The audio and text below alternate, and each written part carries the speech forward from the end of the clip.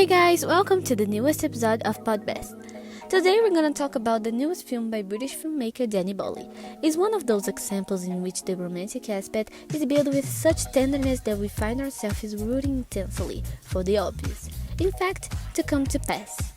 The protagonist is Jack.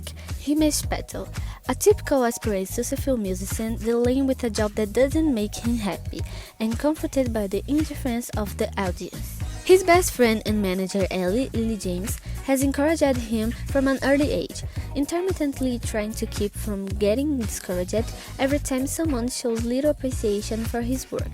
From his brief description, it is already possible to predict that, in the end, imponderable situations aside, what will substantially matter is the journey. Somehow bumpy until they supposedly discover themselves in love and yearn for a shared life. However, access the romantic comedy canon is done with a lot of style, valuing something that is not so simple to achieve.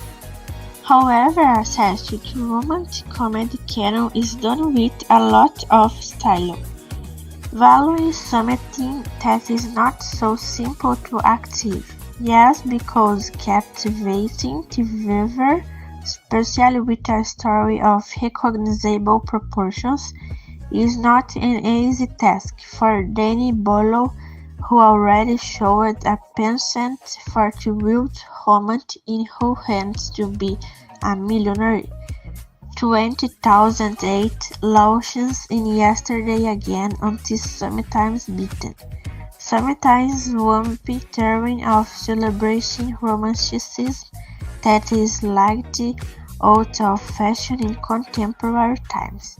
And he does so by underlying the humanity of parts of this unusual plot that involves the info-to-Mabel episode capable of erasing the Beatles from the memory of part of the world. Apparently only Jack remembers John, Ringo, Paul and George, as well as the inestimable fortune that the quartet bequeathed to humanity, without a penny in his pocket, with little prospect of improvement.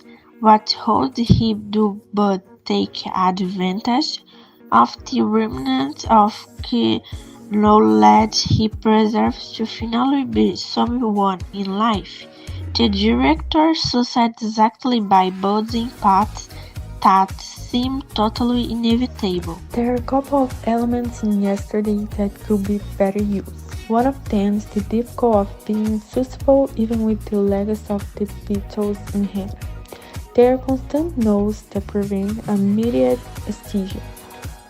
Cell phones, parallel conversations, distracting constantly, current events, were not so quickly overcome. This obstacle could offer a curious perspective on the present, often hostile towards duly recognizing the past. The other race concerns the limits that Jack will be willing to beyond to adapt it to the aggressive music market. This arises when Ed Sheeran, playing himself with a detachment from reality, suggests changing an essential word from one of the famous four hits. Fortunately, Boyle does not elaborate on both possibilities, leaving them only a with footnotes. Others erased in the wake of the band's disappearance are well arranged within the common themes of the film, mainly the priceless lack of the knowledge about Oasis. However, Western benefits from the Britons' agile direction.